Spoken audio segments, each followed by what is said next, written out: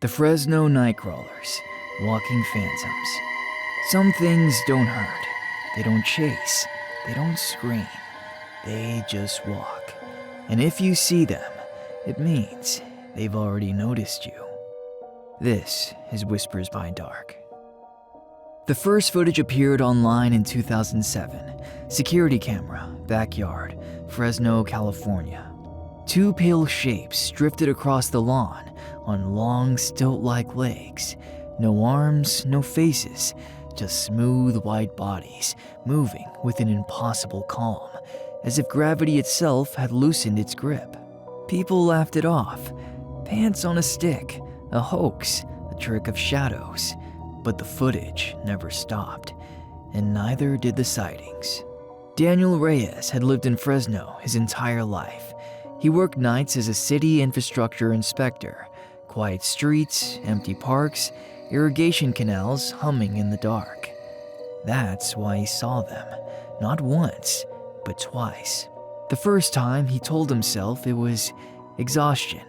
The second time, he stopped sleeping. It was 2:13 a.m. when Daniel pulled his truck off the road near San Joaquin riverbed. A street light flickered, throwing weak halos across dry grass and cracked concrete. He was checking a drainage sensor when his headlights caught movement ahead. Not fast, not slow, just steady. Two figures crossed the road without sound. They were tall, nearly 7 feet, but impossibly thin. Their legs bent backward slightly at the knee, moving in long, smooth strides. No upper body, no arms, no face, just pale, fabric-like skin glowing faintly in the dark. Daniel froze. The figures didn't react. They didn't look at him. They walked on, straight into the fields. He didn't report it, didn't tell his supervisor, didn't tell his wife, because there was something worse than what he saw. It was how he felt afterward, like something had passed through him. That night, Daniel dreamed of walking, endless steps across dry earth, no destination, no urgency, just movement. When he woke, his feet were sore, as if he had been walking all night. Within weeks, reports increased. Farmers found strange footprints, long, narrow impressions with no heel, no toe. Security cameras malfunctioned. Dogs refused to go outside after dark. And people began waking up in places they didn't remember going. Standing barefoot in backyards, on sidewalks, at the edge of fields, facing the same direction, north. Daniel started researching local folklore, indigenous stories, old news clippings buried beneath newer headlines. That's when he found the phrase, walking phantoms. According to Yokut's oral history, they were caretakers, silent watchers that walked the land when something was out of balance. They didn't attack, they didn't speak, they guided, and sometimes they took. The second time Daniel saw them, they were closer, too close. His wife Marisol had complained about noises in the backyard, soft dragging sounds like cloth brushing grass. Daniel installed motion lights, cameras, nothing triggered. Until one night at exactly 2:13 a.m., every camera turned on at once. The footage showed two nightcrawlers standing at the fence, facing the house, not moving, just standing, as if waiting. Marisol woke screaming. She said she dreamed she was walking through fog, following pale figures with no faces. "They didn't touch me," she whispered. "but I knew if I stopped, I wouldn't wake up." Daniel didn't tell her about the cameras. He didn't have to. She already knew. The town began to change. Streetlights failed. People stopped going out at night. And every missing person had one thing in common. Their last known location was captured on camera. Walking, calm, expressionless, following something no one else could see. Daniel finally reached out to Professor Elaine Porter, a folklorist at Fresno State, who had quietly cataloged Nightcrawler sightings for years. She watched the footage without blinking. "They're not monsters," she said. "That's worse. Daniel replied. Elaine nodded. They're markers. When they appear, it means the boundary between places is thinning." "What places?" She hesitated.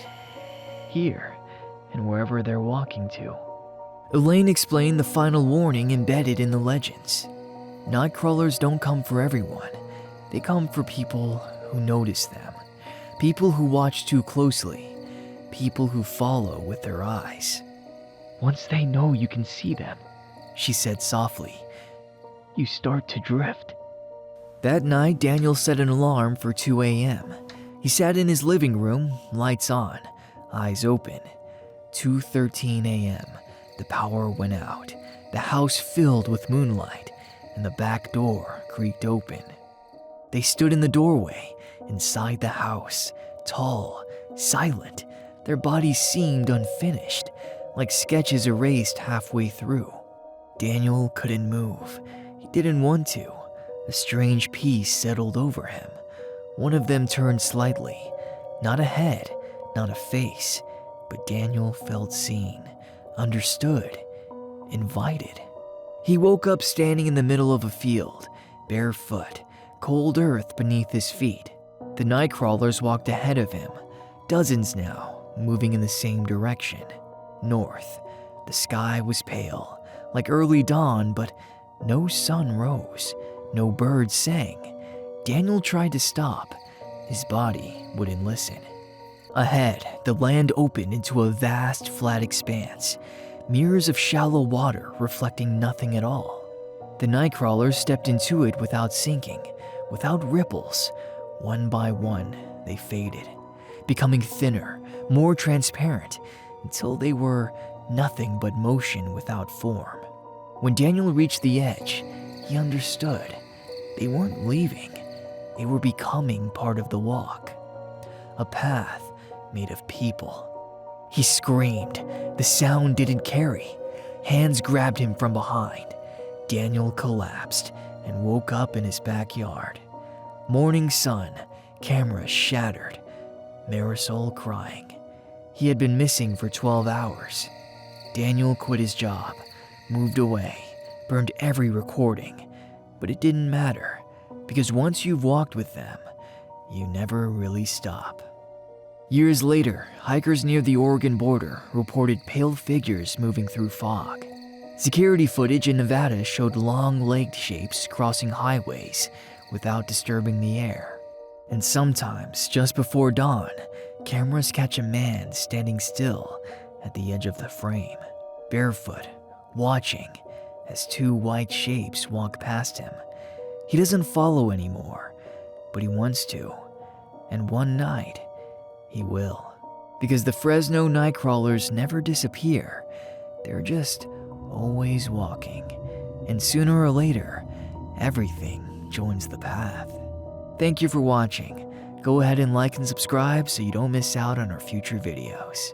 And you stay safe out there, folks, and we'll see you in the next one.